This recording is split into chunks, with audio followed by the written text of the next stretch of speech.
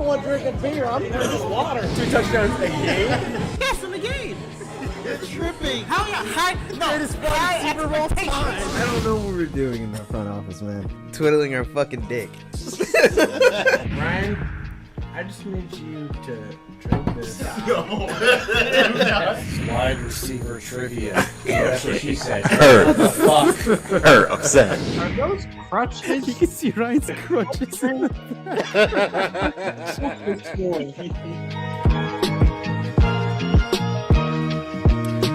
What is going on, folks? Welcome back to your favorite show on the internet. This is After Further Review, episode 261. I am your co-host, Gino Brown. I am your other co-host, Alan Dennis. And I'm your other co-host, Jim Brooksby. Rumbling, stumbling, bumbling like a drunk on a bender out of a 253 with a record worse than a 3-time loser. It is G Money.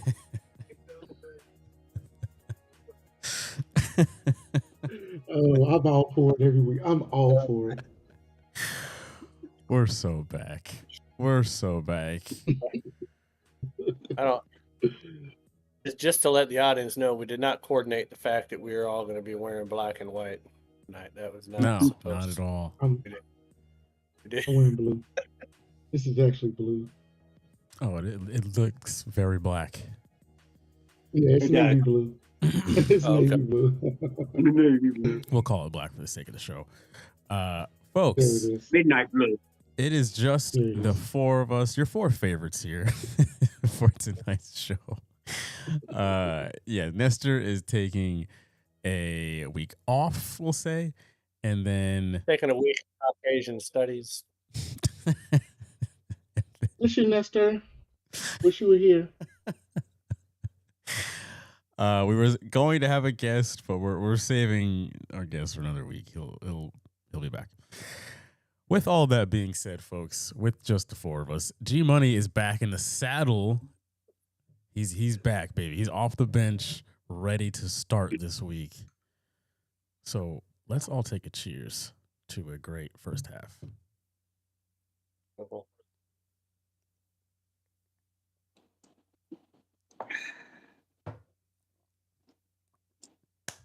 Ain't nothing like a beer chaser with some whiskey. I drink my whiskey. All right. Now, we have some pretty good games to recap from week 9 in the NFL. And one of the games, not going to lie, we're supposed to have a Giants fan on the show, so we did put the Giants in here. I'm not as excited to talk about them now, but we're not going to change it. We're keeping it the same way. We are still going to start off with the Panthers and Packer game because that one was a doozy. Panthers pull out the upset. 16-13 was the final score. This was a wild one, and the Packers were running around in those vintage, throwback, wild-looking uniforms, so it just made everything more wacky. But, G-Money, we'll start with you. Do you see the Panthers as a playoff team, or are the Packers just not as good as we initially thought? Well, I mean, the Packers aren't as good as we thought preseason, but we've seen them lose before. So the Packers are who the Packers are. They're a good team, and they'll probably make the playoffs, but they're not a great team. I mean, they have defensive issues. And when you let Bryce Young beat you, and he had a shitty game. I mean, it wasn't like he threw for 380 yards and 5 touchdowns. Mhm. He didn't. That last drive was about probably the best drive he had all game. So if I were a Packers fan, I'd be thinking, why didn't we do something at the trade deadline to help our defense? Because your defense needs help. It does. And as we saw, if your offense has an off day, you're hurt. You really are. Mhm. And if I was a Panthers fan, I'd be going, so we won that game. Fuck it. That means we can't get a quarterback. in the first round, at least one that we would want. So we're going to be stuck with Bryce Young. Though they could Right. make a trade in the offseason for Kyler Murray, who probably will be available for the right Or the price. couple percent. I don't know if he will be. They may sign him to a team-friendly deal and try and deal Kyle Murray. Yeah. But no, as a Panthers fan, you can be happy that your team won, but know that it wasn't a great performance. I mean, but you did what you needed to do to win, and the Packers could not. Yeah, they need to shore up that defense, because if you're going into late November, December, and you have aspirations for the playoffs, your defense needs to get a lot better than what it is. It's just that simple. You let a team like Carolina come to your house and beat you, shame on you. Now, June, you can go ahead next. I do want to just remind June and Malin, if I can just pull it up here. I believe you guys had predicted Carolina was not going to be Carolina was not going to be very good. But also, I think you guys had the Packers not being the greatest either. And it's kind of ironic because even though it was before the Michael Parsons trade, You're just pulling receipts here. What were the records that we put there? Malin, you had them at 6 wins. It was Nestor. Panthers? Nestor had them at 7 wins, and then kind of the rest of us were around 10 wins apiece. But I don't The know. Packers. Yeah, for the Oh, you Packers. talking about the Packers? Oh, okay. What about the Panthers?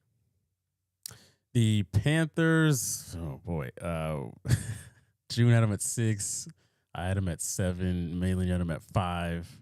G Money 5. Nestor had them at 2. Mm. No, I don't believe that. We picked it for a reason. I don't believe that they're a playoff team. I did see them slipping in and getting 6 wins. I saw that. But this is more. Oh, let me start with this. The reason why I don't see them is because there's too many. The NFC is top heavy. There's too many good teams in the NFC, and I don't think they could overtake Tampa Bay. I don't think they could beat Tampa Bay, and they're going to be battling with Atlanta the entire time.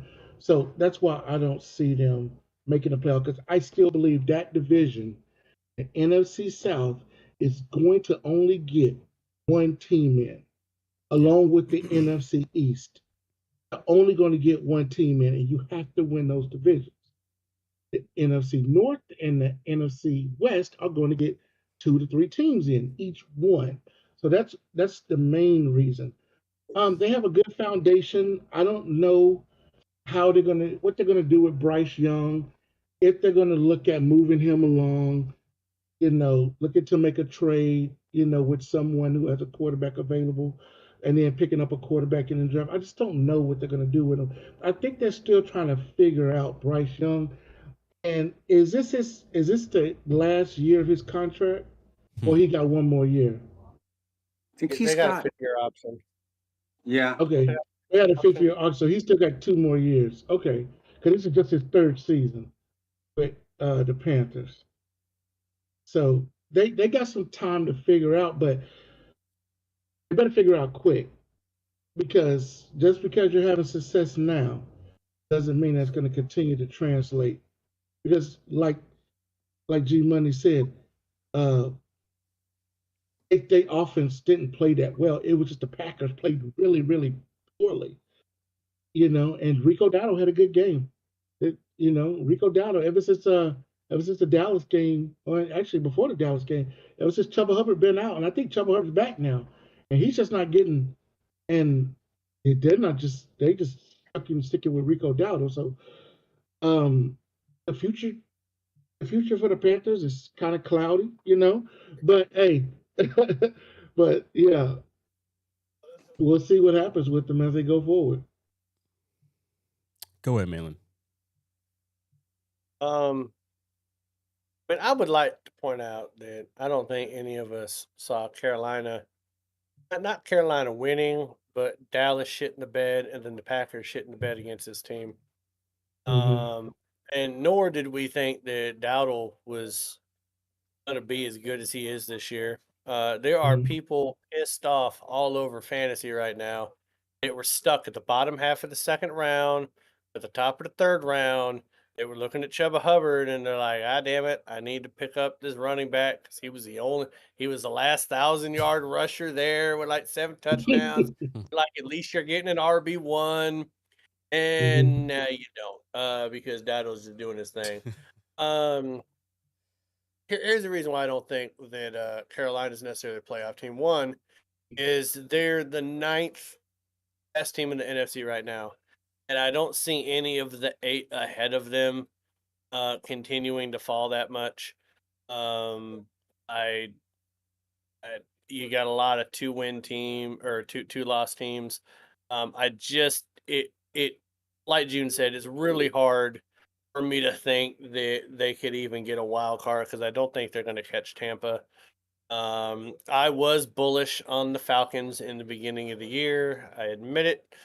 So the fact that the Panthers have already eclipsed or they've tied the record that I thought they were going to get for wins, that's wild.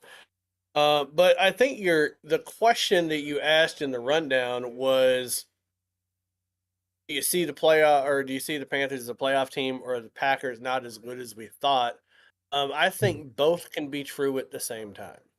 I think that the Panthers cannot be a playoff team right now, and I think that the Packers are not as good as we thought. And I'm not saying not as good as we thought, because we didn't think they were going to be very good anyways. They've been better. Like I think they surprised people week 1 when they beat the Lions. But I think they also surprised people when they tied the Cowboys. And they've been, now they've lost 2 in a row, I think, or they lost. No, they just lost last week, and they lost one early. I don't know. They're just very Yeah. inconsistent. Yeah. I'm not real big on Jordan Love right now, man. Like I know he's putting up a lot of numbers. He didn't put up a lot of numbers last week. But they need to get Josh Jacobs more involved in that offense. They need to be able to spell the defense a little bit more. I mean, Josh Jacobs, even last week, had 87 yards. He was averaging 5 yards a carry, but they kept throwing the ball. And the average yards per pass that Jordan Love was having was only 7.4. It's not like he was chucking it down the field. I mean, you got a giant ass safety pin run around there with a guardian cap on. It's not like it's hard to see Dobbs. But he's the difference between Jordan Love and like the last 2 quarterbacks that the Packers have had is that he just seems very hot and very cold. He can be very efficient and he can be very inefficient, and I feel. And so you can throw for 273 yards a game. That's cool. But you're not doing anything if you're only scoring 13 points. So I'm not loving Green Bay.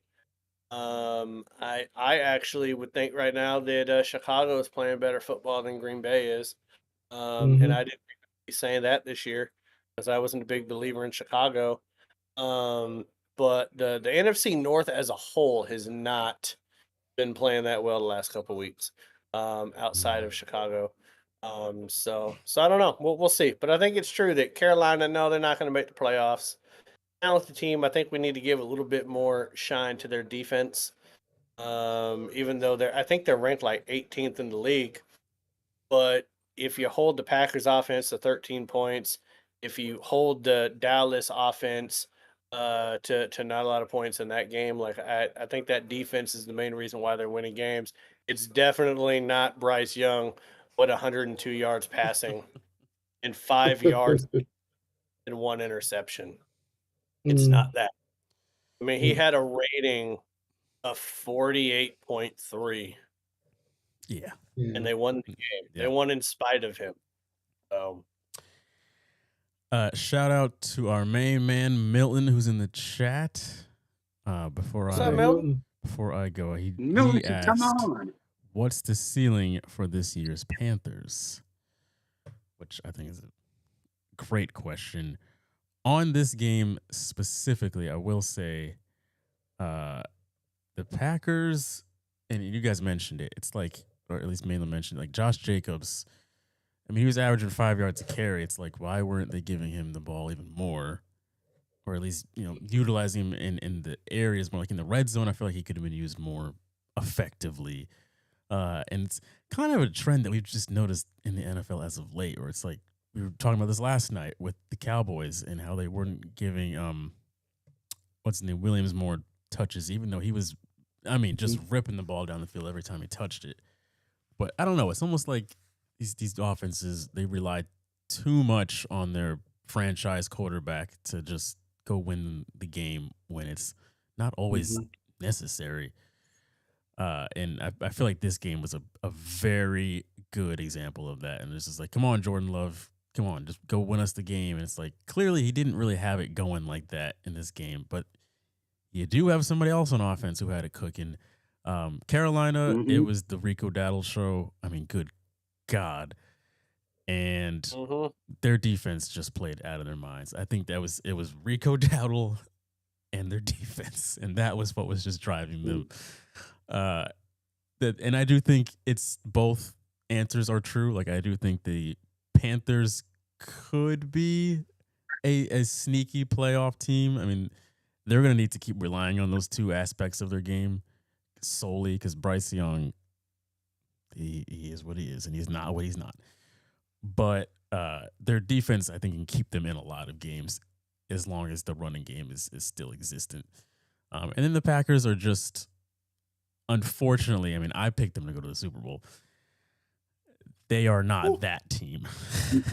They are not that team. I think I can confirm that. But I don't know. I mean, it's a lot of season left, so we'll see what they get to hit out there. I will say this, Jalen, as far as like a playoff team. Okay, so he said, like Milton asked, like, what's the ceiling, right? I don't think Carolina's good enough to beat San Francisco, the Rams, Tampa, or Seattle, right? They're not good enough to beat them, but they still could win maybe one of those games. I mean, they got Tampa twice. The layup games they got are New Orleans, Atlanta, and New Orleans again. Yeah, they've only beaten one team with a winning record so far this year, and that's Green Bay.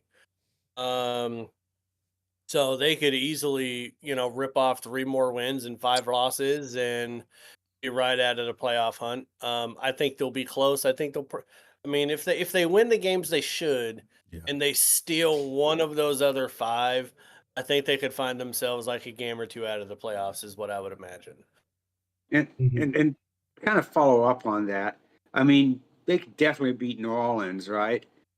Possibly beat Atlanta. That would give them 3 wins. That would give them 8. You play Tampa the last game of the season. If Tampa's got everything locked up, there's no reason to play their starters. So you could give you 1 game there. That's 9. And if you steal a game, if you beat the Niners, I mean, because I know we give the Niners a lot of credit, but they've got a whole lot of injuries. And who's to say by that time in the season that they don't have more injuries? So they could actually finish up as a ceiling with 10 wins. They could.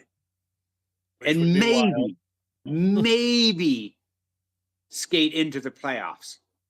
And then at that point, do you start thinking about, like, the worst thing the Panthers could do if they win 10 wins this year is start thinking about signing Bryce Young to a new deal. No. I hope that the front office knows that if they win 10 games, it's in spite of, not because of that man. You said they could beat Atlanta. You're right, because the last time they played Atlanta, they beat the shit out of them 30-0. So that was the ugliest game for Michael Penix in his career so far. Man, the Carolina Panthers could end up with 10 wins. This NFL season is just nuts. Crazy, isn't it? I don't give them that much credit. I mean, it does. It happens like that. When you have a team that prior to training camp and everything, you look at and you go, I just don't see it. And then you're training camp, and even through training camp and through the preseason, you're still going, I still don't see it. And Bryce Young does not look like the guy. And Bryce Young still does not look like the guy. And I don't think that they will sign Bryce Young to a deal at the end of the season, even if they win 10 games, because they'll look and they're like, he's not the team, he's not the guy that carried us there. It's not like the Daniel Jones third year with the Giants, where he basically balled out, and they're like, oh yeah, let's give him all this money, and then he came back to earth and was the Daniel Jones of the first two seasons. I want to know how June feels knowing that Carolina has more wins than Dallas Cowboys right now. All right. I don't care. Let's, Not in our division. But what I want to say this though. I don't see them winning no more. I had them at 6 wins.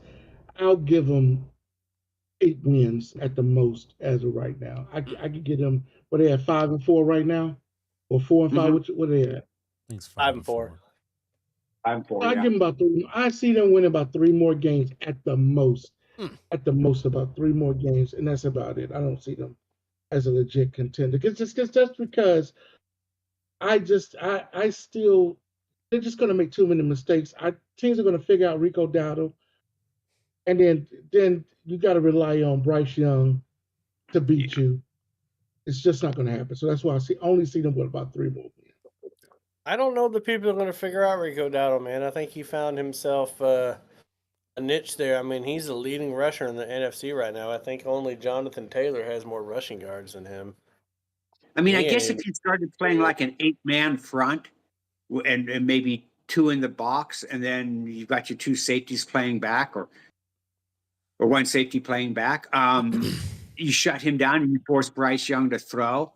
And he's shown so far that he's not accurate. So maybe you put on, you do that. You shut him down by just basically putting 8 men on the line, 1 in the box, 2 in the box, and having your safety hanging back, going, okay, throw the ball. Just prove to me you are a quarterback. You could do that. I mean, I don't know if teams would do that, but they may put more people in the box to limit the yardage that Dallas gets, and then force Bryce Young to throw, and force him to hit wide receivers, and force him to be accurate. And so far, he's shown that he can't do that for a period of time.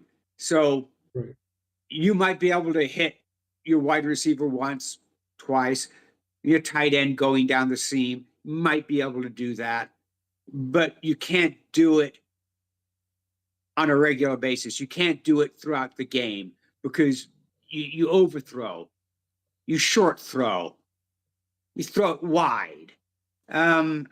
It's that's one of the things you see. You play at Alabama, you've got all the talent around you, and you play a lot of freaking Midland teams that don't have these players. You come in the NFL.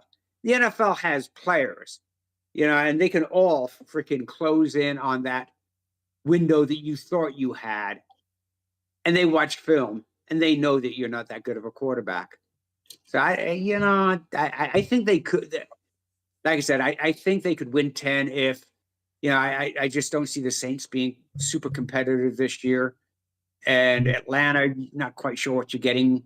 And I guess the end of the season, if Tampa's got it wrapped up, why play your starters? Why? It makes no sense, right? Same with Seattle. If Seattle's got the West wrapped up and they can't get the number 1 seed, then there's no sense in playing your starters the last 2 games to get them injured going into the playoffs. So they can sneak in 10. All right. Let's move along. I feel like we've given to Carolina way too much.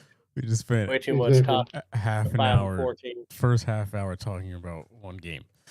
All right. Next game. Let's get to the Giants and the Niners. Niners won 34-24. Now, the Giants were a team that really from just one win were pretty gassed up. And yeah, on a scale of 1 to 10, June, how much has the general public overhyped the Giants. It's a 10. They made these guys into lovable losers. And I'm like, why? They suck. No matter what, they suck. Let's break it down to it. They suck. They don't have. They put up a lot of numbers, but they can't stop anybody, kind of like us. But at least we beat them. You know what I mean? We beat them with Russell Wilson. We beat them with Jackson Dart. Now they lost Scatterbo, and they're playing games, and the world loves them, and they love them. They love their attitudes, and they're playing the blue collar game, and they're playing. I don't want to waste any time on the Giants. The Giants are not a good team. The Giants are not a good team. They're going to, unless they screw up, they're going to have a top, probably 4 pick, a top 3 pick in the NFL draft this year, and they better choose wisely. Okay, because like me and Jalen was talking before this, and we was like, what did the Giants do with the Saquon Barkley pick? And the answer is absolutely nothing. Absolutely shit. So, yeah, the America has spent too much time on the Giants. Malin? I mean, I think that New York and the national media fell in love with 2 white guys and a quarterback and a running back. And they won one game, and all of a sudden, man, it was off to the races. I mean, even after they lost to Kansas City, they were still talking about him. Now, Scatterboo, which is a great name, by the way, he was playing decent. He was getting me like some fantasy. But the way he runs the ball, there's a shelf life on that. Even like just the way he hurt his foot. I mean, I'm not even sure he's gonna come back anything close to what he was before. I could be wrong because we seem to be doing some strange shit. Apparently, Tom Brady's out here cloning fucking dogs, so I don't know what we can do with it. But Jackson Dart, I am a believer in Jackson Dart though. And I like Jackson Dart's confidence, and I think that's a lot of what the national media is gravitating towards is the confidence. Even when you're losing these games, you're not losing because of your quarterback right now. Your quarterback is making plays. But I don't like that he was the leading rusher for the Giants. Like, you already hurt one white guy. Why are we trying to hurt another? Let's calm down. I don't know what we're doing. Just look at what happened to Jaden Daniels on the Sunday night. The quarterbacks don't need to be running like that right now. Everybody just take a breath. But I mean, he was 24, 33, 191, and 2 touchdowns. That's not bad. That's 107 quarterback rating. Keep in mind, we just spent 30 minutes talking about Bryce Young with a 47 quarterback rating, and he won a Heisman. So I get why the Giants fans are excited because they just got done with Daniel Jones, and I know he's playing well in Indianapolis right now, but like he still has 0 personality.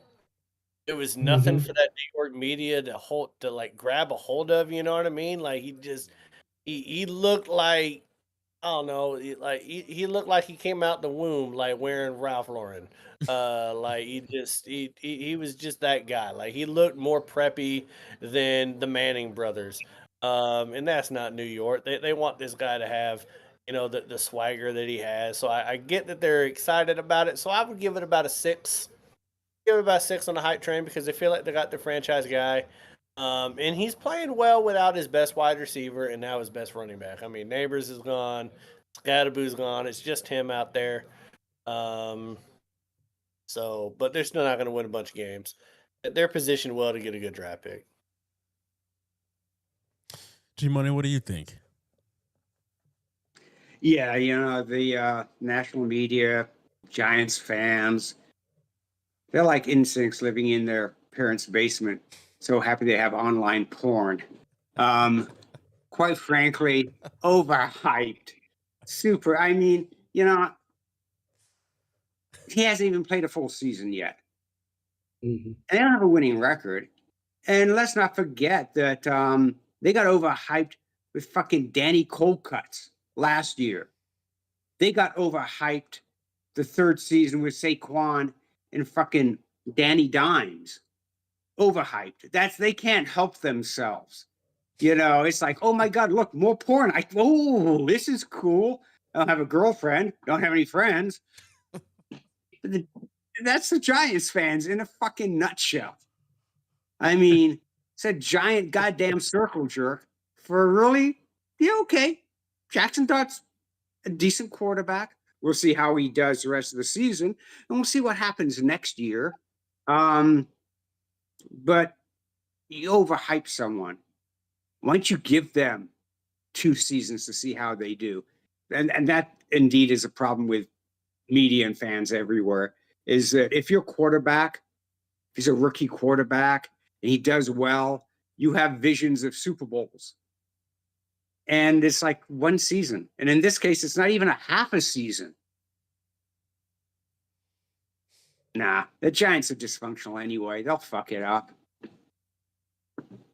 I will say this, that Jackson Dart has the Giants with only 1 less win than the Dallas Cowboys that have Dak Prescott and CeeDee Lamb and Pickens and all them.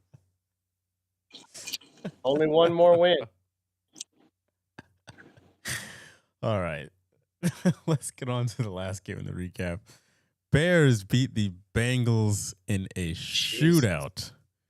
Right, that was crazy. 47-42. This is starting to look like a basketball score almost.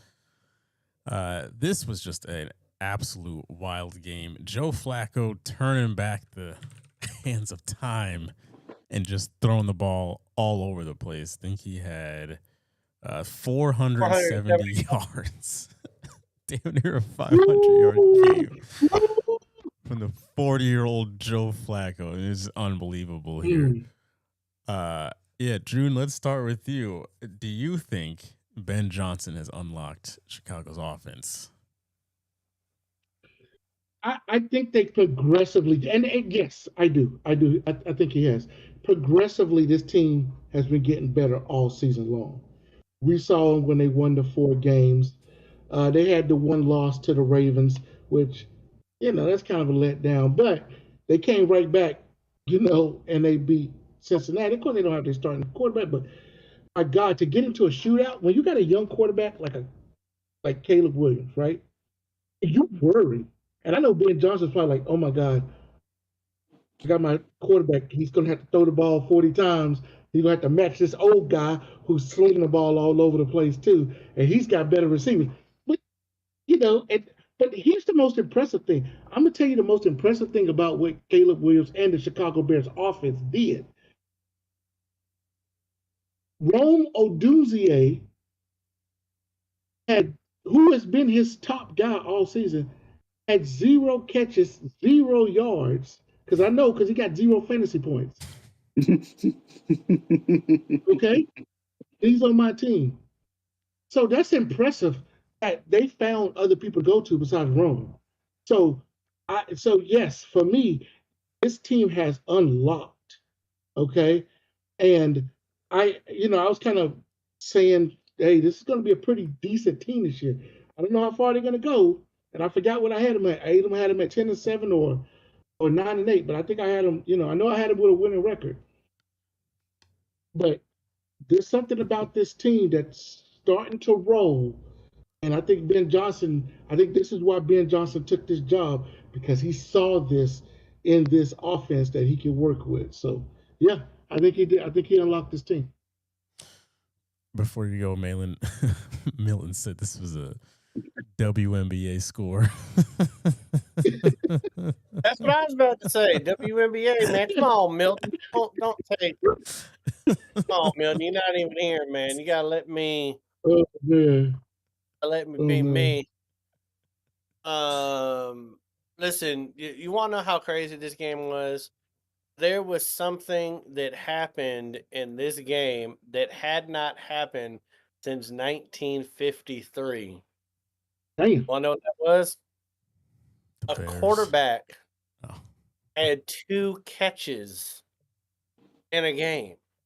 Now I had that game on Red Zone, so I don't even know when Caleb Williams had 2 catches. You Yeah. look at the stat sheet; he had 2 catches for Mhm. 22.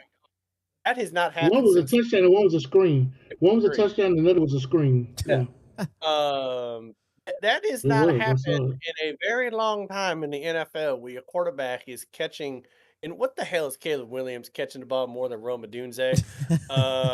It's just, that don't make no damn That's sense. what I said. Shit. Um, I mean, I don't even know who Colston Loveland is, but he Yeah. had 6 catches. Tight end. Mhm. Sounds like a country singer. Yeah, he put his ass on Nashville. I'll tell you He's a what. starting What's tight end. hilarious. Jeez, come on, This is- guys. This is what Chicago has done, and this is exactly what he did with Jared Goff. You set up the pass by the run, and he's one of the couple teams this year that when you have a running back with a hot hand, he's riding it right now because I can't even pronounce his name. Guy, I don't know. Kyle Guy, number 25. Swift was hurt. I don't know. But he ran the ball 26 times for 176 yards, 6.8 Mhm. yards a carry. Didn't get No, a I had him touchdown, sitting on my fucking bench. but he was incredibly efficient. And you think about Detroit, right? They always had that 2-headed monster with Montgomery and Gibbs, and then Goff would hit the play action, and he was always very efficient with the football. And you're starting to see that with Chicago. I mean, Caleb Williams, 20-34, 280, 3 touchdowns, no interceptions. I don't like that he carried the ball 5 times for 53 yards. I'm getting a little bit weary of quarterbacks running the football when I saw Daniel's elbow go the wrong way. But I mean, they're playing efficient, playing really efficient. And Joe Flacco, he is he's like the Protestant version of Jameis Winston right now, where he's Mhm. giving these flash in the pan games where he's going off without the turnovers, I might add it, but it's still not as exciting because Jameis Winston is just a national treasure, and he should just be the league backup quarterback. Just send him to whatever team needs a quarterback. The fact that he hasn't touched the field this year, it's a travesty that he's third string I on the know. Giants. He needs to be on one of these teams. But Joe Flacco, man, with that 470, 4 touchdowns, 2 interceptions, that's crazy. But I remember thinking in that game 3 different times the game's over. And then it wasn't over. And I kept wanting it to be over because I was playing G Money in fantasy in Higgins with 5 minutes left in the fourth quarter and 22 fantasy points. And he ended with 33 and a half. And I was like, can we just end the fucking game? Can someone just run out? Yeah. I was just hoping it would go into overtime or something. Yeah. I was like, why does Flacco need more time to throw the ball to Higgins? And where the fuck was Jamar Chase? Where the fuck was Chase? Why do wait? Higgins the only one who can get in the end zone? God damn it. But no, the Bears, I believe right now, and I said it earlier, I think the Bears are playing better football than the Packers are. I'm still not going to give them playing better than Detroit right now. I think Detroit just has a better roster. But I think you're going to get 2 teams out of the North. And I think that Detroit, at the end of the day, will probably win the division, and Chicago and Green Bay are going to be fighting for a wild card. Go ahead, G Money. So, is Chicago for real? They gave up 42 points. 42 points. So I don't know how real you can be when your defense gives up 42 points. And when we talk about Cincinnati, they have the worst defense in the league. How is this for a team? Your offense scores 30 or more points 5 times this season. You lose every single game. Not only are they the worst defensive team in the NFL this year, historically, they're the worst defensive team ever in the NFL. Ever. Yeah, they paid That's how Hendrickson. bad they are. Their defense, well, they don't have a defense. I don't know why they didn't trade Hendrickson for a bag of magic beans or something. but they should have traded everybody. And those they couldn't trade, they should have just given away. Oh, you're asking? Well, hey, here's the defensive back. Go ahead, have him. Because they are bad. They are seriously bad. I'm going to say this right now. The rest of the season, if you're playing the Bengals and you can't score 35 points on them, you need to turn in your NFL card because you're just not that good. Right. That was when they did end up losing the game. The Bengals players on the sideline, like especially Jamar Chase, like they literally looked like they were about to cry. Like they were just about to just cry. Because I think it just was probably like, we're done. Like we cannot win this game. Look, it doesn't matter if Joe Burrow comes back tomorrow. Like we're done. That's that. Did you see what Jamar Chase said? Mm-mm. He was just like, we couldn't get one more stop. He was just like, one more stop. That's all we needed. As he kept saying, maybe he's trying one to more teach stop. them contracts so they can sign defensive players. I mean, you and your buddy T. Higgins, maybe you take a little less money and they can keep some of their defensive players, re-sign them. I don't know. I mean, when you want top of the league money, something has to give. I'll tell you one thing, Jalen, is that most of these Bengals fans that are coming to these games, man, they're just some thirsty women out there going after Joe Burrow, man. I was seeing on TikTok, and there was this girl that was like showing pictures of Joe Burrow, and she was like, before I came to the game, I did an everything shower just in case. I'm like, God damn. Shower. I'm like, so what does that mean before? Like, usually you just kind of shower a little bit of this and a little bit of that. I've learned this, that an everything shower means that they're shaving everything and they're getting everything right. They're doing the hair because apparently women compartmentalize showers in a way that men don't. We just throw soap all over the place and get out. But there's a difference in the way that women do it. But yeah, I mean, that's the fact. They're like, I don't even give a shit what's happening in the game. There's Joe Burrow over there in some gray sweatpants, and I'm thirsty as shit. That's what the Bengals fans are right now. But if you really think about the Bears, right? I just want to do this for just 2 seconds, Jay. Okay. Do we think that the Bears can beat the Giants? Yeah. Yes or no? Yes. Do we think they can beat Minnesota? Yes. It's a 50-50, but they could beat them. Pittsburgh, could they beat Pittsburgh? I think they could. 50-50. Pittsburgh's got a bad defense.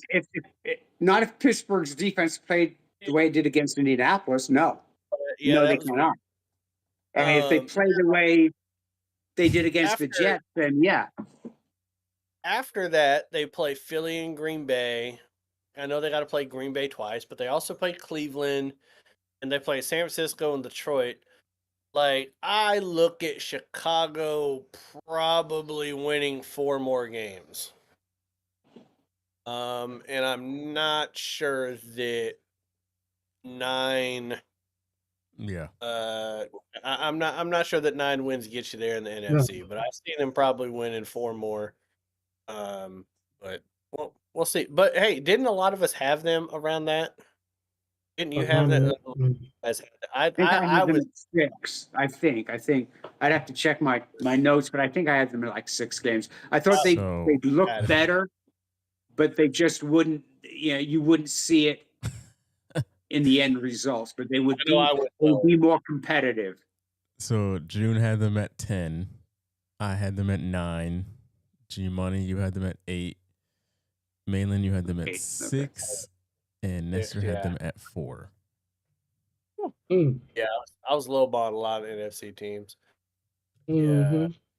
June's over there like, ooh, let them get to 10. Get there. I was bullish on them like you was bullish on Atlanta. Looking like Nostradamus over there. Let's get to the news for the week. Today was the trade deadline, so a lot of stuff moving back and forth. Before we get to any of that stuff, though, Dolphins and Chris Greer finally decided to mutually part ways. And if our resident Dolphin fan were here, it would have been nice to hear his perspective. But here we are. Yeah, what did you guys think about this one? This is pretty much the equivalent of someone holding a gun to someone's head and saying, "Kill yourself or I'll kill you." That's about as mutual as I think it was. Just that GM, I mean, all those contracts, man. We've been talking about it for forever now. About 70% of their salary cap tied up between Tua and 2 wide receivers. Good God. Mhm. So I don't know. They still got Capri Boy out there, so there's that. Till the So, end of the season. yeah. I mean, Yeah. I mean, when you think about it, the GM doesn't work in a bubble. I mean, he doesn't get those contracts signed off of that money without the approval of the owner. But it's an easy way out, right? I mean, look, I'm firing someone.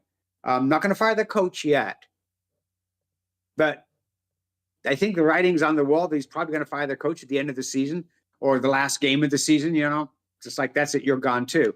We're going to clean house and start anew again.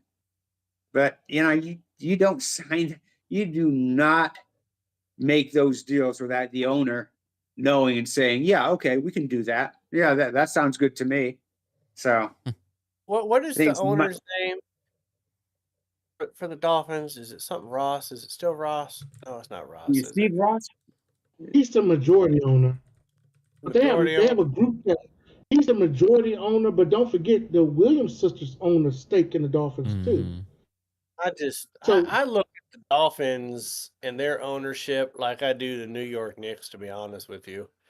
Like you're living off the heyday of the 70s and you get great Yeah. players in the 80s and the 90s. You don't win anything with them. And then you just keep signing free agents and you're not going anywhere. It's just bad ownership, man. The only reason why they don't get called out for being bad owners because John Snyder owned the NFL team for 20 years. But they're not very good. Next piece of news, Saints. Actually, before we get to the Saints, let's hit the Jets sending Sauce to Indy. We'll get to the Rashid Shaheed trade. Yeah, Sauce Gardner now a member of the Colts, which it's funny how much just 1 year makes, because a year ago this trade would be like kind of a lateral move, but now I'm sure Sauce is pretty happy to be going to Indianapolis. What do you guys think about this? Well, Well, he I went thought it to was a good trade. 7, woke up 7-2. So I think Sauce is happy. I don't really know what the Jets' end game is with getting rid of him and then sending what's his name to Dallas and collecting all these first round draft picks, because they're already gonna have probably a top 5 pick. I can't see him using all of these first round picks that they're getting, because if you do that, even if you hit on all these first round picks, they're all gonna come up for new contracts at the same time. Like you got to be able to stagger those types of contracts, but they're just collecting picks like crazy, man. They know that they're done, they're cooked. This is a bad draft to be the New York Jets, though, because if you're wanting to draft a quarterback, like they're saying that this is one of the worst drafts of quarterbacks coming out. And it's just like the Jets. The Jets are going to probably pick one in the first round, and they're going to put themselves in more futility versus just building up the team and getting the interior of the line and the defensive line. And you've already gotten rid of your best defensive lineman. You already got rid of your best defensive back. So are you going to draft another defensive back and another defensive lineman? And it's going to be the whole same goddamn circle jerk with this team. They just can't figure it out. Yeah, so the Dallas pick is next year. The first round pick is next year. The second round pick is this year. It's going to be this draft. So they get to stagger at least that one pick. But they're going to come up with a second round pick. But I got a feeling they're going to trade a couple of those first round picks for other people, out there or something. But I'm really surprised they traded Sauce. Um, I really thought they would keep him and try to build the defense around him. I'm surprised they traded Quinlan Williams. To the Cowboys. I'm really surprised they traded two guys that they did trade and didn't trade a guy who I thought was Garrett Wilson or Brees Hall. I thought those would be one of the two guys. I thought those would be one of the two guys that they would actually get rid of. But to see them trade Sauce Gardner, I'm like, I'm with Malin. I'm like, nah, I'm keeping him, and I'm keeping Quinlan Williams because I'm going to build around those two guys. Now, like Malin said, now you got to start all the way to hell back over again on the defense. So it's not that I don't think that they should have gotten rid of Sauce.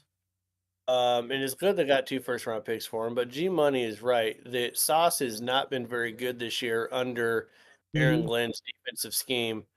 And the only thing that was surprising to me is that they just gave him a shit ton of money in the offseason. Like 3 months ago, they signed him to a 5-year, $140 million contract, I think it was. And then, like 2 months into the year, they're like, go to Indianapolis. So that was weird to me. But yeah, I mean, I don't mind them getting rid of Sauce. It's not like that team's going anywhere. Like why keep them? But I just don't see the Jets, even when they do all this and they get all these picks. I mean, Gary, I don't know if you agree with me on this, but I still don't think the Jets have a direction, a path of where they're going to go that's going to lead them out of this futility. Even like they're going to find a way to fuck up these draft picks. The Jets have bad ownership, and because of that, it trickles down. You have a bad team. Did it surprise me? It surprised me to a degree because I didn't think they were going to trade defense. I thought they were going to try and keep their defense together and make it better. But let's be honest. They're 1-7. They were 1-7 with Sauce and with Quinlan, 1-7. So they're not going to get any better by trading them, and they weren't going to get any better by keeping them. So why not get some draft capital? Though it is the Jets, and for some reason I thought they had 3 picks in next year's draft. Because I kind of thought, when was the last time the Jets had like more than 2 picks in the draft? 2000, they had 4 number 1 picks, and they used all 4 of them. Well, they took Chad Pennington at quarterback. That worked out well. Yeah. They took Sean Ellis and John Abrams, and then they took Beck at tight end. So you got 2 DN. A quarterback. John Abrams was pretty good. Sean Ellis was pretty good for a couple of seasons, and then not so much. Chad Pennington wasn't bad until he broke his elbow in preseason, though. I mean, they did beat the shit out of the Colts 41-0 in the playoffs the year before. Like, Chad Pennington was looking up. He wasn't, I don't know that he was going to be, don't give me that look, June. He's better. I mean, we can all look at games and say, this guy was going to be something, and then he wasn't. I mean, you break your elbow, okay. Wasn't like they cut his fucking arm off. He didn't have an arm anymore. Throw, left-handed or something. Throwing arm, though. Like, they didn't cut his arm off with his throwing arm at the elbow. He still had it. I mean,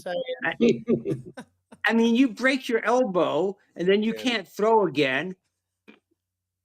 That's because you couldn't throw really in the first place. That's wild. That is so wild. But true. All right, let's get to the next trade here. Okay, so the Saints sent Rashid Shaheed to the Seahawks in exchange for a 4th and 5th rounder. What do you guys think about this one? Speedster. Was not on my bingo card. Was not on my bingo card. I thought the Seahawks were going to look for either a backup lineman or maybe another linebacker. That's what I thought. So when I saw that, I'm like, okay, is Cooper Kupp not coming back? Is that what we're seeing? Mhm. And even though Torrey Holton as a rookie has been playing well, at least last game played really well. I was like, okay, why a fourth and a fifth for a guy, by the way, is a rental. This is last year of his contract. So if we want to keep him, we have to sign him. Plus we have our own players that are going to be free agents that we may have to sign. But I will say that when he last year under the Saints, he was averaging 15.5 yards a reception, and he was also a top punt and kickoff return guy. So I mean, I can see it, and I guess right now you want to take full advantage of Sam Darnold and give him all the offensive weapons he can definitely use, and we can use more speed. So I mean, I see it. I mean. And maybe McDonald doesn't want to fuck with the defense at all. He looks at it and goes, you know what? My backups are good. And we played well, even with, because we haven't played with a full starting defense, at least what was supposed to be our starting defense all season, really, except maybe not even the first full game have we played with the defense that he thought we were going to be playing with. So we'll see. I mean, if he comes in and gives us that speed burst and makes DBs think, oh, we gotta look out for him. We need to cover him, because I guarantee you they want to keep on doubling JSN, and Sam Darnold sees that he's open and hits him, and he goes for 60 yards and a touchdown, and he does another 30 or 40 yard touchdown. People are going like, we can't double GSN and leave him, with just DB on him or something, or safety over the top. So as far as trades go, I don't like giving up a fourth and a fifth, but especially for a rental. But we'll see. We'll see how the season turns out with him. The only reason why I really like the trade is, one, it makes me a little nervous about Cooper Kupp's availability right now. But what I think they're going to do with him is, I think immediately he's going to be the special teams guy, because Horton's been the special teams guy up until now. And if you're putting Horton in more of your number 2 wide receiver role because Kupp is injured, you want to give him a little bit of a spell there. So I think he's going to be right off the bat more special teams. I like that he's been in Kubiak's offense before. And even this year, man, I mean, like, he's 18th in catching and 24th in yards. I mean, he's been getting some play with Rattler throwing him the damn ball on a terrible ass Saints team. So, and like G Money said, he was really efficient until he had a season-ending injury last year in the Kubiak's offense. So I think it makes the offense better. I think it gives us a little bit of an insurance policy if we're going to be without Cooper Kupp for several weeks. And, we're going to need to score some points. I don't like the fact that Ernest Jones, like our quarterback of the defense, is on IR and is going to miss at least 4 games. I'm not a fan of that. I know his replacement came in and played pretty well last week. In fact, he was the one that broke Daniel's arm. That's crazy. June's probably happy about that. But we need Ernest Jones in there on that defense. We're not going to have him for 4 weeks. And within that 4 weeks, we also got to play the Rams. So you might as well have as much offensive firepower as possible. So I'm good with it. I thought it was a 4th and a 6th. If it's a 4th and a 5th, it's a little, I mean, I don't know why I'm haggling over a 5th and a 6th round pick. But, yeah, it is what it is. June, did you have any thoughts on this? No, we got the 2 Seattle fans. They gave us all we needed. Yeah. Ain't nobody more than I would. The Raiders sent Jacoby Myers to Jacksonville for a fourth and a sixth round pick. Hey, Trevor Lawrence getting another weapon. What do you guys think about that one? Well, I think it was a must because they lost Travis Hunter for the season. You know, on Was it for the they season? had to go out there. I thought it was just on Yeah, he's gone for IR. the season. Damn. The rest of the year. That's what they announced. So, with him being out, I think this was a must. I don't think they were going to make a move until they realized they wasn't going to have Travis Hunter available for the rest of the year. So, I think this was a good move. And Jacoby Myers, I don't know if you guys been watching, but he's been very vocal about leaving the Raiders. I mean, he's been he unfollowed the Raiders. He unfollowed his teammates on the Raiders. Everything to tell you to be out with the Raiders. So I think the Jaguars struck the right time. And you know what? To give up I don't know what his contract situation is. I don't know if it's the end of his contract, but to give up a fourth and a sixth and that with the Jaguars, I'm like, that's a pretty good deal for a guy who's going to come in the back, because I believe he will be. I believe Jacoby Myers will be a very productive receiver. The blonde bombshell can get him the ball. I think it's a good trade for them. I mean, right now Jacksonville's sitting at the 7th seed. Oddly enough, if the playoffs started today, the Chiefs would not even be in the playoffs. They are the 8th seed right now. That to me is just wild. I think that 7th seed is really going to come down to a wild card in the AFC West. I don't know who that's going to be. And the Jacksonville Jaguars. I don't think you're going to get any. You're not going to get anybody else out of the NFC North. You're not getting anybody else out of the AFC East. You're gonna probably get 3 teams out of the AFC West, and you're gonna get your division winners. And I'm just looking at Jacksonville right there at that 7th spot, and they need a little bit of a spark. So I don't mind it. Oakland. I mean, Geno Smith is like throwing more interceptions than he is throwing to Jacoby Myers anyways. The only thing I think that's interesting about the Raiders, and I don't know how this all works, guys, but I know that, what's his name, Henry Ruggs III is getting out of jail at the end of the year. Really? And he's talked about keeping himself in shape and wanting to come back to football, and I think that the Raiders still have his rights. I think they do. Yeah, they do. And if they have his rights, then I think they would have to then pick up, like, I don't know how the salary would work, but I think they have his rights. I don't know how that would work out if he wanted to come back, but I think he'd be, 27 years old? 27, 28? I'm not 100% sure, but it sounds like he's getting out of jail at the end of this year. And he's talking about wanting to make an NFL return. And I think the Raiders have his rights. I could be wrong about that. The problem with that is, is that under the NFL, conduct, is that they could suspend him for 10 years, and then it will be over. They still got to suspend him. He hasn't been suspended yet, so. That'd be. I will say this: that would be absolutely wild if the NFL suspended a guy after he serves his time in jail. Like, hey, you did your time in jail, you did it, and then, hey, you know what? NFL Goodell's gonna be like, hey, you know what? Let's add another couple years on that. That'd be wild. Yeah, I think G Money was looking it up. Were you looking it up? Yeah. So he's actually not out.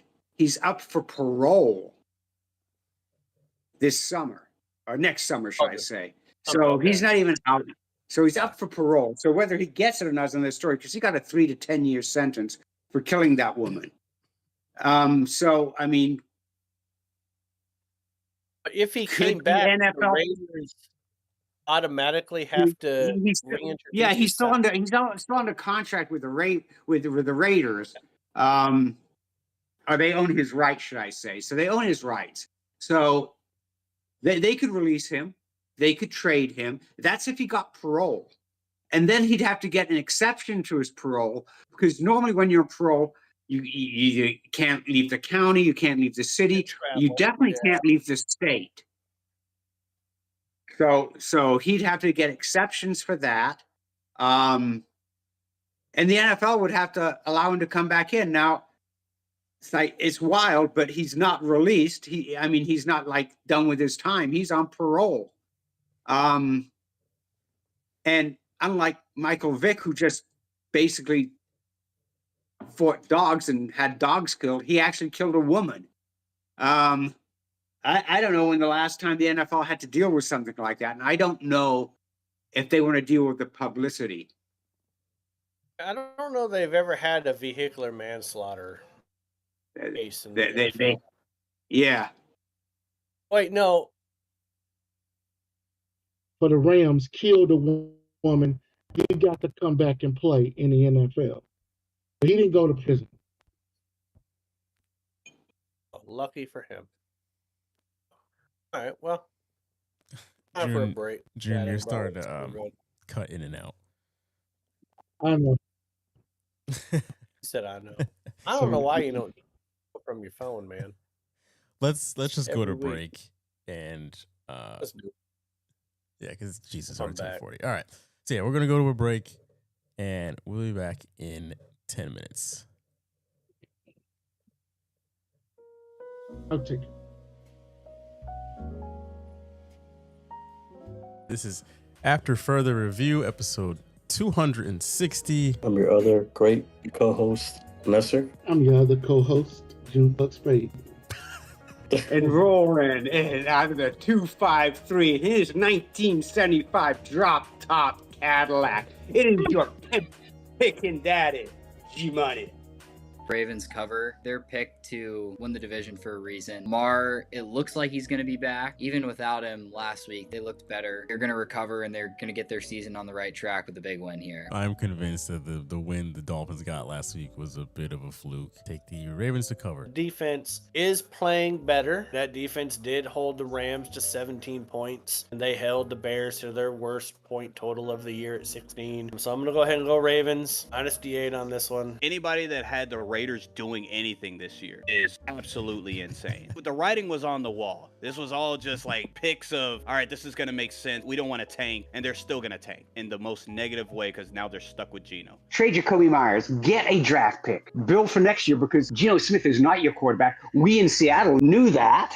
But you wanted to give us a third-round pick for him. Okay, we'll take that. But you knew what you were getting. They're probably on the same level as the Saints, and the Saints are bad. When I was on the People's Debate, this was before a single snap had been played. Millen was bullish on Denver. I will say I have to give him his flowers. How far will the Broncos go? All up to Bo Nix. Bo Nix has been streaky in a negative sense to a point. If you compare him to this time last year, he's just taking more chances. And what's going to come with that is, you know, a couple dips, a couple interceptions, a couple bad plays. He's still a young quarterback. That defense will be able to take them a couple games in the playoffs, depending on matchup, especially if the Bills keep continuing playing how they are. But it all depends on Bo Nix. Playoff Bo Nix. I had them winning the division, so I still have them winning the division. If they're going to win a couple games, it's going to be all up to Bo Nix. I know that Arizona said that when Kyle is ready, he'll be starting, but I don't know. You look at what Briskett's done, and you're like, do you want to start Kyler Murray? I just think Briskett's earned the starting job until he loses it. And against the Cowboys, looks like it should be his for at least the next couple of games. That team looks completely different with Brissett throwing the ball.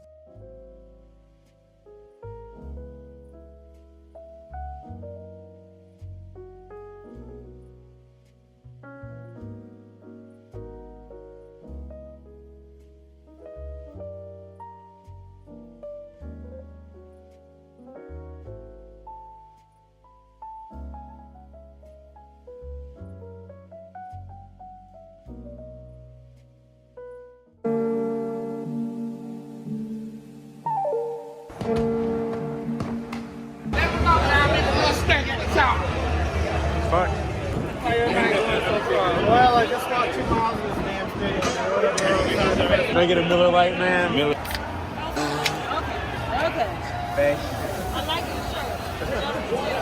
It's like $18. Fuck. We're Road G. Seats 21, 22. And LSU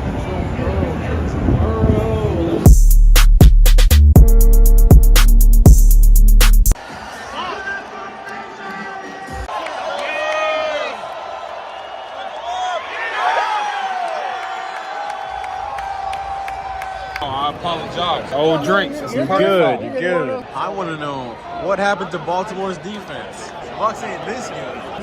Incomplete. 3rd and goal. Technically, it's 101st.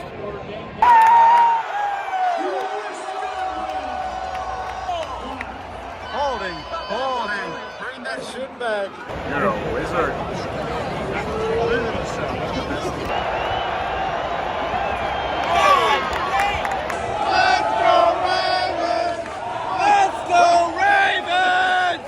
$1 more would have gotten you a highlight. They conned us. They conned us into this. That's some bullshit. Excuse me, sir. Sorry, sir. There's a lot of elderly Ravens fans right here. Yes, the Baltimore Colts marching band back when they used to have a marching band. A lot of popcorn. Well, there goes our points. There goes our points. Why are you so mad, man? He's so angry.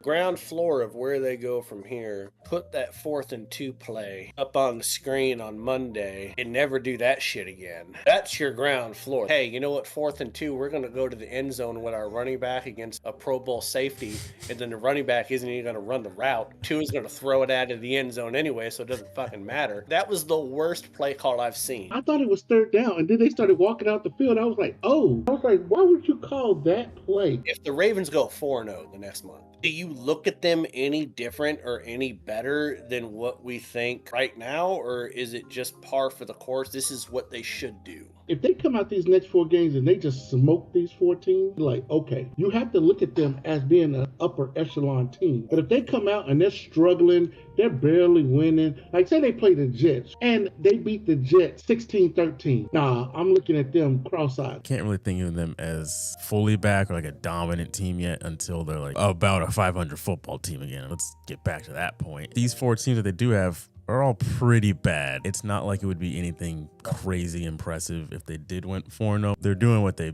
should have been doing a month ago. Just on the 4th and 2, it was just a levy of mistakes by this offense over and over and over again. But this team is Holmes has maybe played 2 really good games of football.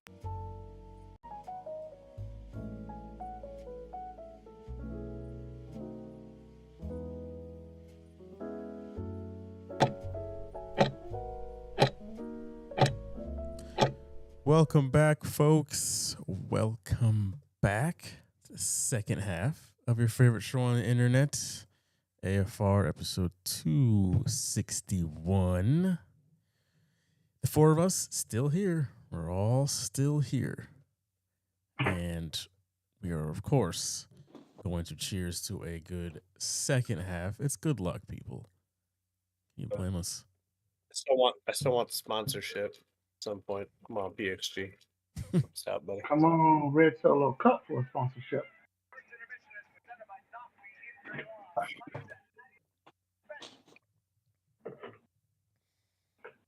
Sorry, I got the hockey game on now. All right. Let's hit some community comments.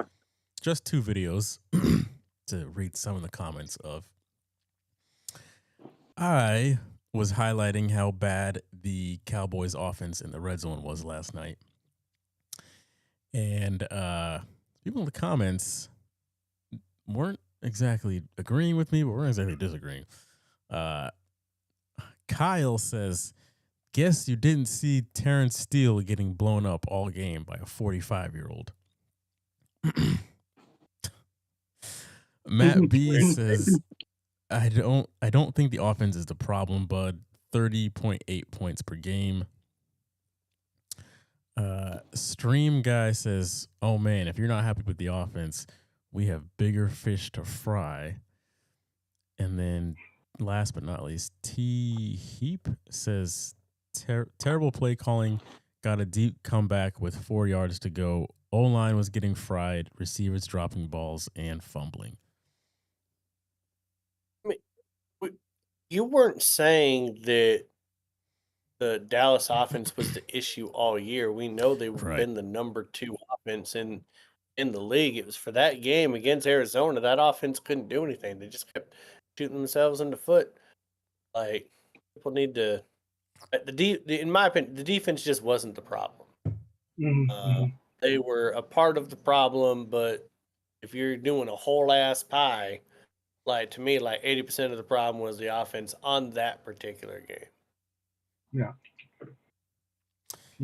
The other video here, this was primarily on YouTube. Let me just find this real quick. This was from our live after the Thursday night game between the Ravens and the Dolphins.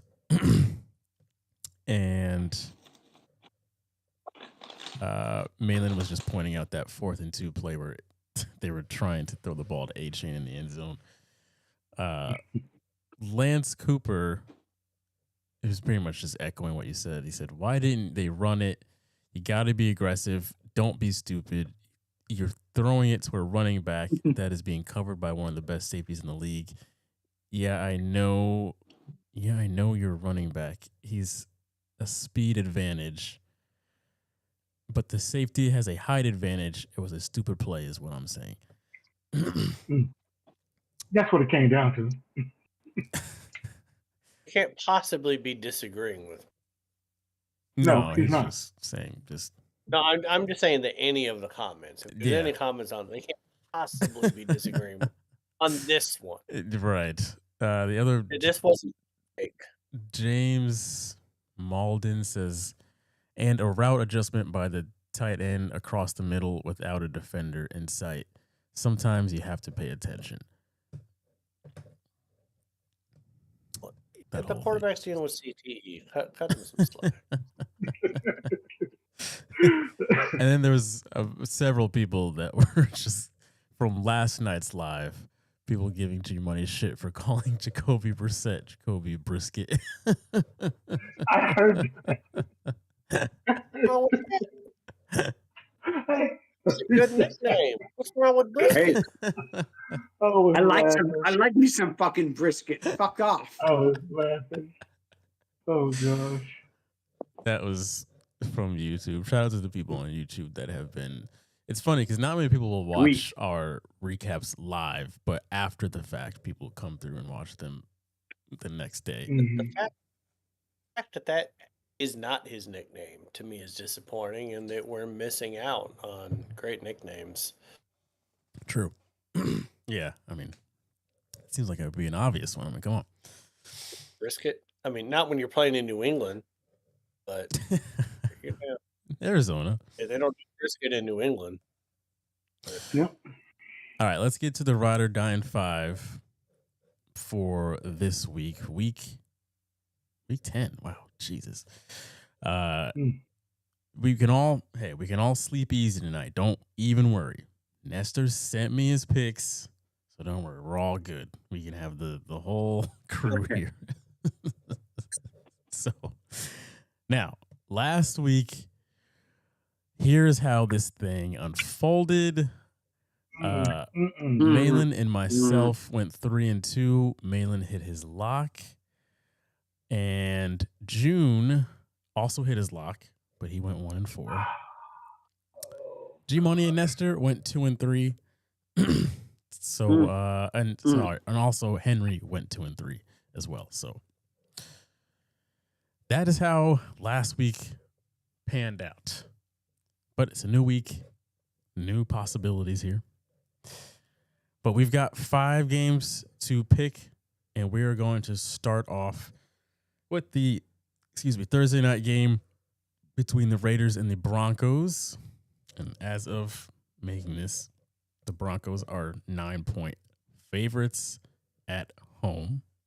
So G Money, go ahead and kick us off here. So, like, I was seriously working today. It's end of month. But then, after finding out that Vegas traded their number 2, basically, receiver, now let's just leave some Brock Bowers. Brock Bowers and an elderly Tyler Lockett at the receiving field. And Geno at quarterback, playing against basically what is considered the number 1 defense in the NFL in Mile High. And there are only 9-point dogs. 9, really? I mean, it should be 19 is what it should be. I'm taking Denver. I mean, I'm just looking at this. I'm taking Denver. I mean, I don't see how Vegas keeps it close. Pete, there are better teams you could have gone to as a coach. Vegas was not one of them.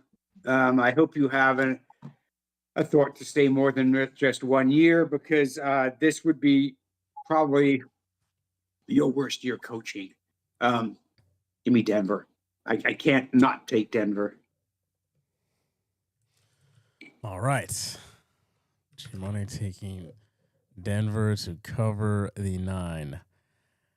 I am actually going to take the Raiders and the points on this one. Wow. Simply because the Broncos seem to have a pattern of teams that they should just absolutely bop. They entertain them. And yeah, I mean, like the Cowboys, I didn't see them blowing them out, and they did exactly that. I thought they were going to blow out the Giants. They turned that into a absolutely ridiculous game. I thought they'd blow out the Jets. They didn't do that. They turned that into the most boring game in the history of mankind. And last week, like, I really thought they were going to bop the Texans, especially after C.J. Stroud got hurt. And yet that was still way closer than it needed to be. So the Raiders are another team that they are on paper a lot better. So if we're going to give me 9 points, fuck it. Give me the Raiders and the 9. Go ahead, June. Yeah, I'm taking the Broncos. Jalen, you got a great speech, but no.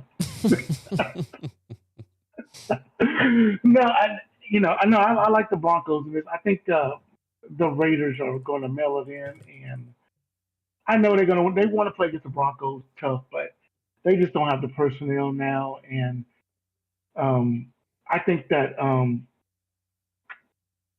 the coach is going to be playing his younger players to see what he has for the future.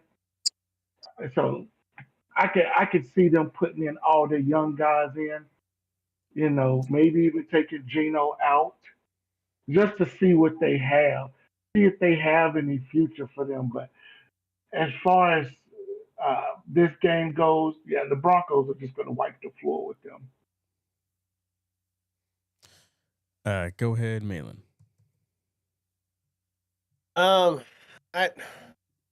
mean, I always compare the offense and the defense under those 13, statistical categories. The Raiders have the 30th ranked offense. Denver's got the 3rd ranked defense. And when I look at the Denver's offense, if they can if they can give J.K. Dobbins the ball, I think they're going to do really well against the Raiders' run defense there. I mean, he's averaging over 5 yards a carry. All these teams that have these running backs averaging 5 yards a carry, and they barely ever fucking run the ball. I don't understand it. All of these defenses are built to stop the pass. The run is right there, but nobody commits to it. I got to take Denver in this one. I think Pete Carroll, his nose is looking more crooked by the day. There's only so much gum that man can chew before his jaw falls off. Geno Smith, good God, am I glad to get rid of his sorry ass. I just The difference a year makes. good, but no, I didn't love him. I never loved him in the 3 years that he was in Seattle. He was great for 8 games his first year. And then he was like 50-50 whether or not he's going to turn the fucking ball over or blame somebody else for him making a mistake. Like he just doesn't. To me, like your quarterback needs to be a leader. Geno Smith is not that guy. He's always throwing his helmet in frustration or looking like it's always someone else's fault when he makes a dumbass decision. Sean Payton's got this Denver team rolling right now. It wouldn't surprise me if they win this game by like 20 points. I'm taking Denver. Nestor is also agreeing with you guys. So I am on the Vegas Island here. And you know what? I'm okay with that. All right. Should start being more upset. June agrees with me. That's a good island to be on. Vegas is a good island to be on. The ninth hour. Next game, Sunday at 1. Patriots coming to Tampa Bay. And the Bucks are 2.5-point favorites. I mean, do I even have to say who I'm picking? I mean, come on. You're going to give my own team 2.5 points. You're taking Tampa, aren't you? You're funny. Yeah, I mean, you're pulling Nestor, and you're going to take Tampa.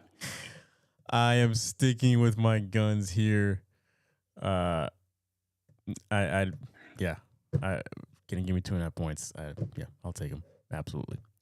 Go ahead, June. This is a tough game. When I saw you put it on there, I was like, why? Like, he always does this shit. I know, and it's tough to pick this. And so it's kind of 50-50 on, what I like the way New England has been playing. I mean, they've been playing like some dogs, But then you traveling on the road to Tampa. So it's kind of like what New England team is coming down to Tampa. Is it that team that lost 30-0 to Carolina? Or is it the team? Nothing to Carolina. That was Atlanta. Okay, never mind. I said the wrong team. I've been drinking a little bit. So I'm taking the Patriots, is what I'm trying to say. All that and you Nestor us. Oh, God. I'm so confused now, and I've been drinking a lot. That was so good. When he said 30-0, I thought I had a whole speech ready for them. I said, wait a minute. All right. Go ahead, Maitland. Listen, I feel like Drake May is playing out of his mind right now. They're finally getting Diggs involved. I love that New England offense right now. The Bucks, they are a one-trick pony right now on their offense. Baker Mayfield or bust. Their running game has not been great. And they will need that passing game to be elite because, the only other team that's better than my Seahawks against the run right now is the Patriots. It's only giving up 75 yards a game running the ball. So they're going to take away the run. They're going to dare Tampa to throw the ball. And I know that there's going to be some points to be had. If my Seahawks could put up, I think, 35 points against the Bucks, I think Drake May is going to show out. in this game. I'm gonna go ahead and take the Bucks on this one. When I was looking against against the spread, there's not really much you can take away from it because the Patriots are 6-3 and Tampa's 5-3 against the spread. So you gotta Vegas knows what they're doing with this point spread. I don't like it, but I want New England to win. I need New England to win. I'm happier when Bucks fans are sad, so I'm taking New England. As Nestor's proxy here, he's taking Tampa to cover. G Money. What an asshole. Well, I don't know. Not having a chance to really look at any.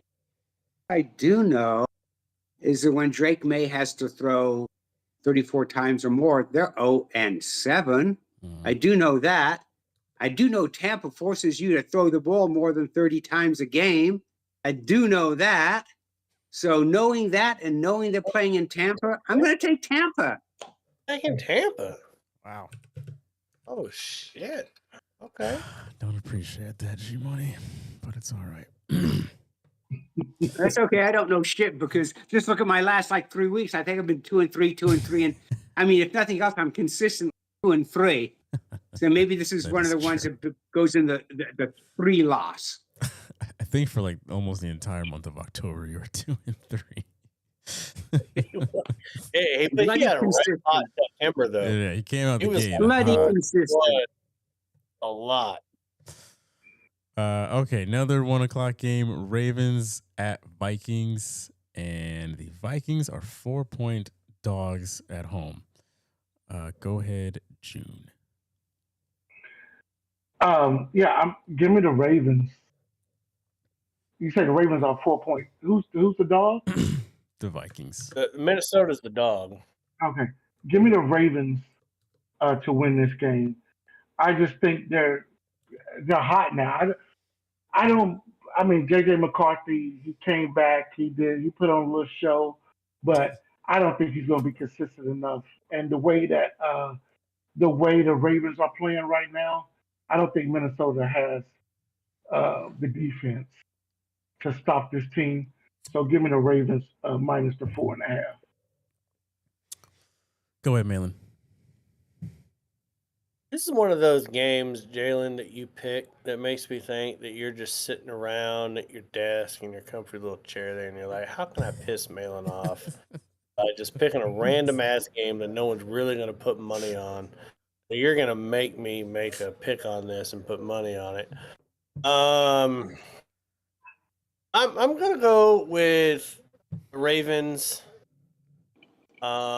Just because, to me, you got to throw. It's hard to.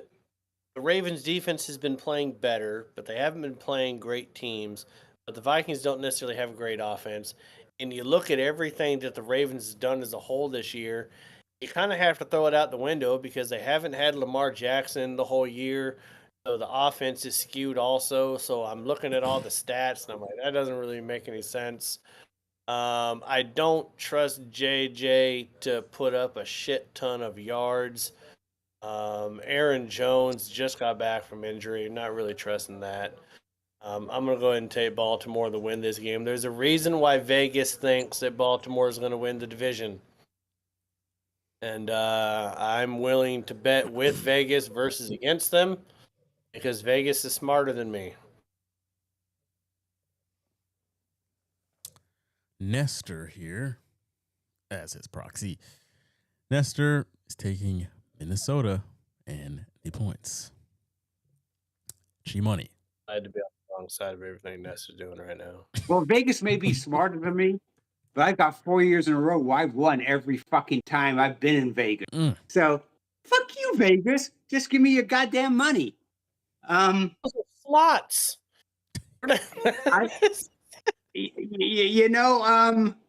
Baltimore's never won in Minnesota. Anybody knew that? No, I didn't know that either. I think I just made that up. That could just be a made-up fact. Who knows? But what I do know is Baltimore's defense is really not that good. It really isn't. And we said this all season. Since Mike McDonald left, that defense is lacking. Now, I don't know what type of quarterback you're going to get with J.J. McCarthy. Last week, he looked really good. Can he continue? I don't know. But shit, I'll take Vegas's money because every time I'm in Vegas, I take their goddamn money. So I'm going to take Minnesota plus the 4. The fact that Nestor and G Money are teaming up on these makes me nervous. This is like a black hole. This is like an interstellar movie happening right now. What's going on? None of it makes sense. These last two picks are going to mirror each other. I am taking the Ravens to cover because, like you said, Malin, you kind of have to throw out the Ravens offense as of everything prior to last week, at least. I feel like if the Ravens are back, they should be able to beat this team by at least 4 points. So I'll leave it at that. June, I'm going to need you to take the opposite team of me the next 2 times here because Fine. You're 15 and 30. I don't like those odds, man. You found a way to be worse than Nestor, and here you are agreeing with us. This is terrible. He's going to turn around this week. He's turning around. All right. That's right. Another 1 o'clock game. We got the Giants at the Bears. Bears are 3.5 point favorites at home. Malin, go right ahead. So now I'm going to keep it simple. Both teams have bad defenses. But the Bears are 5-3 against the spread, and the Giants are 2-7. I'm going to trust Vegas again, which makes me a little bit nervous because G Money isn't trusting Vegas at this point. We're all just out on a leash. This is terrible. I'm gonna go ahead and take Chicago because I don't think that Jackson Dart's going to be able to put up 42 points like Joe Flacco did. And Chicago's that offense, man. Just keep running the ball, man, and let Williams be efficient. I think Chicago is going to win this game. God help me. Nestor passed said, sorry, man, Chicago. He said Chicago. G-Money, go ahead. We keep this real quick and real simple. The Bears. The Bears. Unfortunately, yeah, I'm also, Chicago, I don't believe in the Giants to do anything now that Scadaboo is gone. So, yeah. June. Yeah, give me the Bears. Son of a bitch. No, there's one for all of us. All right. A loss. Jackass. Okay. Oh! Now, this one was the toughest one for me to make a pick on, but Monday night we have the Eagles going to Lambeau. The Packers are 2-point favorites at home. So if Nestor was here, he would be going first. Nestor is taking the Eagles and the 2 points on the road. Son of a bitch. So, G-Money, what is your pick? Well, Packers lost their tight end. They got to figure out what to do there. And the Eagles, last couple of years, are undefeated in the month of November. They may be dysfunctional in September. They may be fighting each other and begging for trades in October. But November, somehow they come together as a big, happy fucking family and are undefeated. So that being the case, I think they're the big, happy fucking family. And I'm going to take Philly minus. Really? It's the Packers at home -2? So it was as of several hours ago. So, Is it minus two or alrighty, two? yeah, I'm taking Philly. That's I had it written down. I had to look. Give me Philly. Yes, I am taking Philly as well in the 2 points. I'm just gonna look again to see if it's been bumped. It still says on Hard Rock, at least it still says 2 points. Okay. But depending on where you go, I've seen 2.5 as well. Yeah, at 2 points or 2.5, I'm still taking the Eagles on the road. I don't want to. I really don't. But hey, if the Packers are without their tight end and the Eagles, I don't know. These are two very inconsistent teams as of late. But in this matchup, give me the upside of the Eagles because their ceiling, I still feel like, is higher than the Packers' ceiling. So give me them on the road with maybe A.J. Brown playing or maybe giving an interview on the sideline or reading or writing a book. I don't know what he's doing. Regardless of what he's doing, though, the rest of the team, I think, is good enough to beat the Packers. So, yeah. June. Give me the Packers at home. They was embarrassed. They was embarrassed this week, and I don't think that. I think they're going to really be up for this game. So yeah, give me the Packers. And Mainland.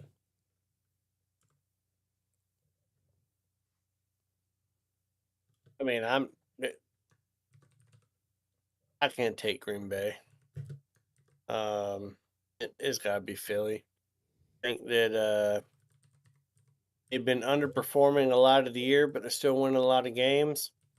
Green Bay's been underperforming a lot of the year, and they're still winning games, but I think the talent is more on Philly side. I think the play calling is more on Philly side. Green Bay, like G Money said, man, they were riding the train of that tight end, and now he's gone. So who's Jordan Love going to be thrown to? Dobbs, that fucking pin cushion? I don't think so. So I'm going to take Philly on this one. All right. Yeah, all right. I was going to say Nestor, but I started with him, so. All right, let's get to locks for the week. And G Money, we will start with you. I'm doing a 14 parlay or money lines because I couldn't think.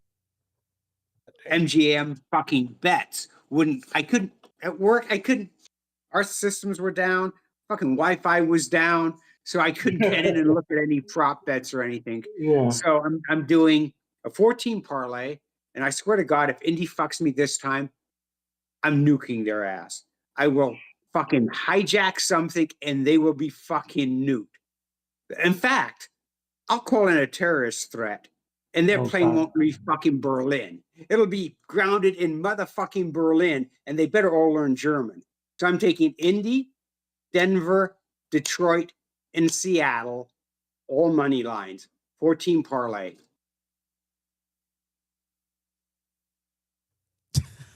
Okay.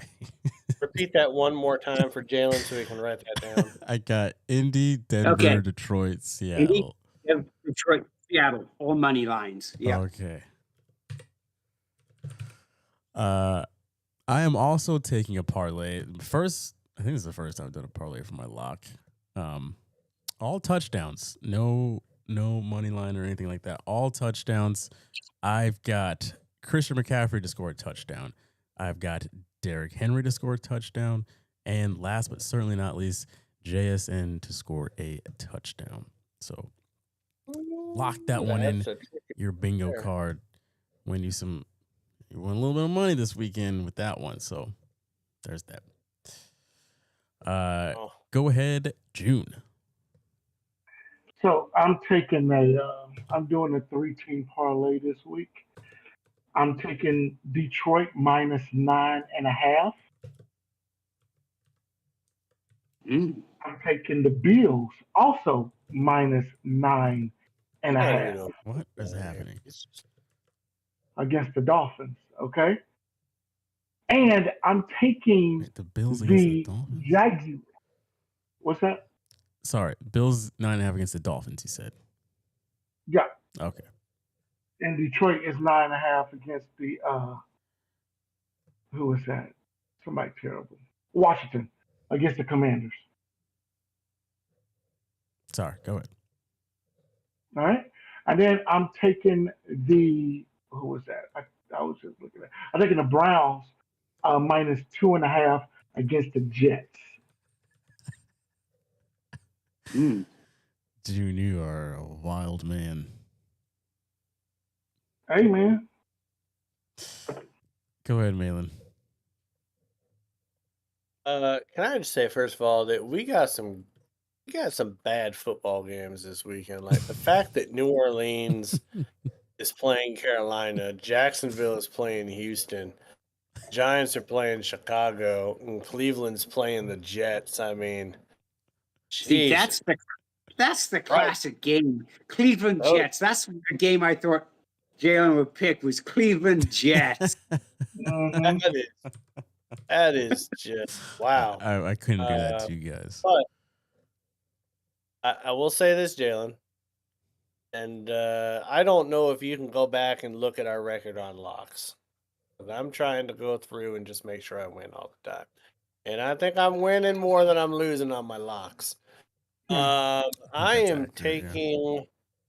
Yeah, because I'm not doing parlays right now. Let me get up through half the season and then I'll start doing some parlays here.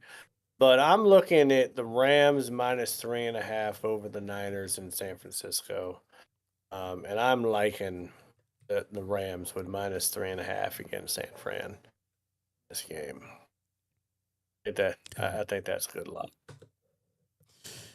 Yeah, and folks at home, these are locks. And because usually I would just give one as well. So you can make your own parlay taking bits and pieces of these. So obviously get creative. I will say though, Jalen, the only thing that makes me nervous about your locks is JSN with a touchdown, because that man is notorious for getting 8 catches and 130 yards and no touchdowns in a game. I think he only has like 4 touchdowns. I think you're going out on a limb on that one. Yeah. Bet I low, hope you hit win it. high. Hope you hit it. Nestor's lock. Hold on, let me go back to Nestor. Nestor's lock. All right, he's also got a 3-game parlay, of course. All just outright money line wins here. He's got the Panthers winning, Bills to win, and Lions to also win. There you go. He picked who was the first one? The Panthers. Damn. I mean, I get it because they're playing the Saints, but we're going out there for these picks when we start picking the Panthers to win games. Yeah, if this doesn't work for me this week, I will probably go back to just a single pick for my lock next week. But honestly, regardless of whether it hits or not, I'm probably going back to a single pick next week. Hey, I can tell you now. Do that, with conjunction with Bridget, does she help you on this one? She does. These are the ones that I consult on. Okay, so you consulted with her on that one. Which usually she goes safe, but I talked her into going a little bit more risky this week. I keep going safe. I'm not going to win you guys a lot of money, but you're going to win some money. That's the name of the game. Yeah, I've been in my money line games. The last month, because this is the first time I've done some, pick some of the picks up, with the point spreads. But the money line, I went 4-1 since I started doing money line. So, hey, if you've been on my money line, you've been hitting some money. This is true. And the only reason why I picked this week hitting the point total because the teams that all these teams are playing are just teams that's giving up on the season. So Look at us getting done before 11:30. Look at that. Just took Nestor. And it not just didn't seem showing like up. that was going to be. Yeah, it didn't seem like it was going to be the case in the first half, but here we are. All right. Yeah, that's going to do it for this week's episode, folks. Hope you enjoyed this doozy of a show. If you want to follow us on social media, it is at AFR Sports on Instagram and TikTok, always down below. If you want to follow June specifically, his is linked down below in the description as well on TikTok, so be sure to do that. We will talk to you all real soon. Have a good week,